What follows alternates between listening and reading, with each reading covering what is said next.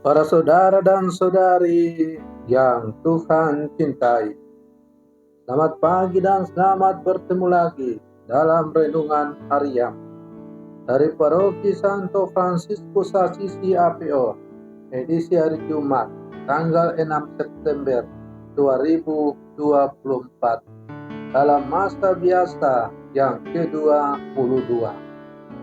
Mengawali hari yang baru ini, kita hendak mendengar dan merenungkan sabda Tuhan. Marilah sebelum kita mendengar dan merenungkan sabda Tuhan, kita berdoa.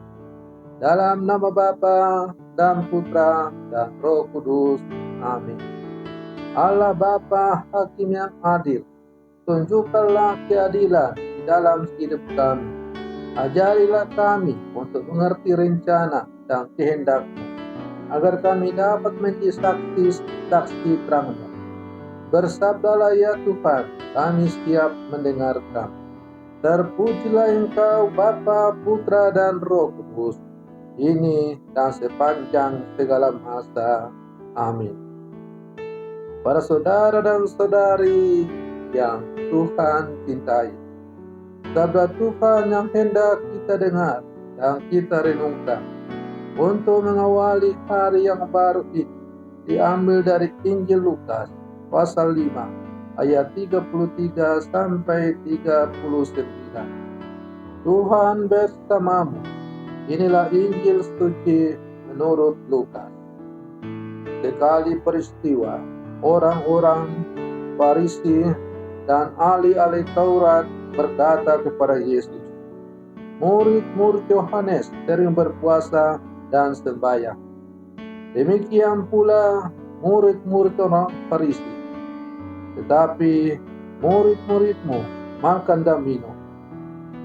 Yesus menjawab, "Dapatkah sahabat mempelai disuruh berpuasa selagi mempelai itu bersama mereka? Tetapi akan datang waktunya mempelai diambil dari mereka, dan pada waktu itulah mereka akan berpuasa." Yesus mengatakan juga suatu perumpamaan kepada mereka. Tiada seorang pun mengoyakkan secari kain dari baju yang baru untuk ditambalkan pada baju yang tua. Sebab jika demikian, yang baru itu pun akan koyak. Apalagi kaum penambal yang dikoyakkan dari baju baru tidak akan cocok pada baju yang tua. Demikian juga tiada seorang pun menyisikan anggur baru ke dalam kantong kulit yang tua. Sebab jika demikian, anggur baru itu akan mengoyakkan kantong tua itu, lalu anggur akan terbuang dan kantong itu pun hancur. Tetapi anggur baru harus disimpan dalam kantong yang baru pula. Dan tiada seorang pun yang telah meminum anggur tua ingin minum anggur yang baru, sebab ia akan berkata, anggur yang tua lebih baik. Demikianlah sabda Tuhan. Para saudara dan saudari yang Tuhan cintai, mana yang lebih utama, berpuasa atau berpesta?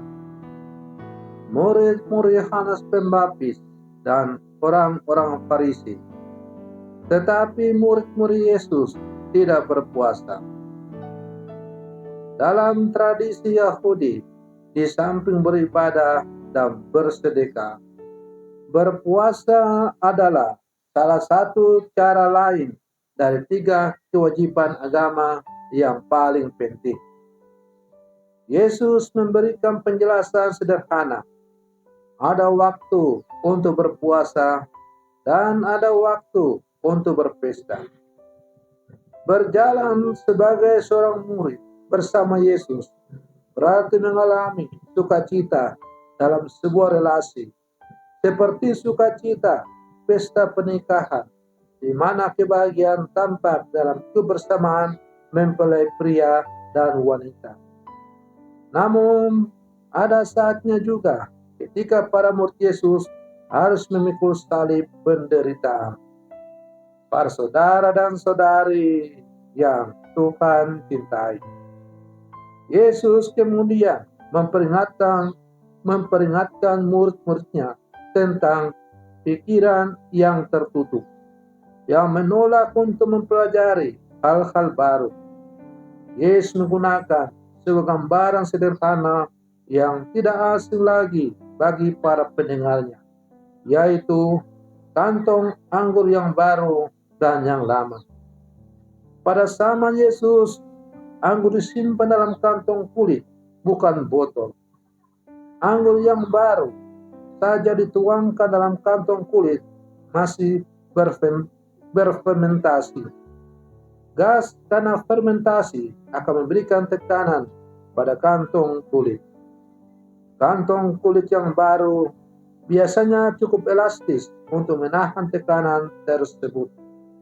Tetapi kantong kulit yang lama mudah pecah karena kaku dan keras. Apakah kita harus menolak yang lama untuk menggantikan yang baru? Sama seperti ada tempat dan waktu yang tepat untuk berpuasa dan berpesta. Kemudian ada juga tempat yang tepat untuk yang lama dan yang baru. Para saudara dan saudari yang Tuhan cintai, Allah memberikan hikmat kepada kita agar kita dapat menggunakan yang lama dan yang baru dengan sebaik-baiknya. Dia tidak ingin kita terlalu berpegang teguh pada masa lalu sehingga sulit untuk menerima karya-karya Roh Kudus yang selalu membuat kebaruan dalam hidup kita. Dia menghendaki pikiran dan hati kita menjadi seperti kantong kulit yang baru, yaitu terbuka dan siap untuk menerima anggur baru dari Roh Kudus. Para saudara dan saudari yang Tuhan cintai, kita adalah murid-murid Yesus yang hidup di zaman sekarang. Kita diajak untuk sungguh bijaksana menentukan arah hidup kita. Kita harus sungguh mengenal mana yang berasal dari Allah dan mana yang berasal dari si gelap. Hal itu hanya akan bisa kita pahami apabila kita selalu mengarahkan hati pikiran kita kepada Tuhan yang selalu hadir untuk membaharui hidup kita.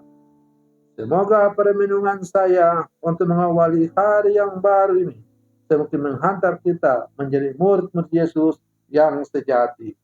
Selamat pagi, Tuhan Yesus memberkati.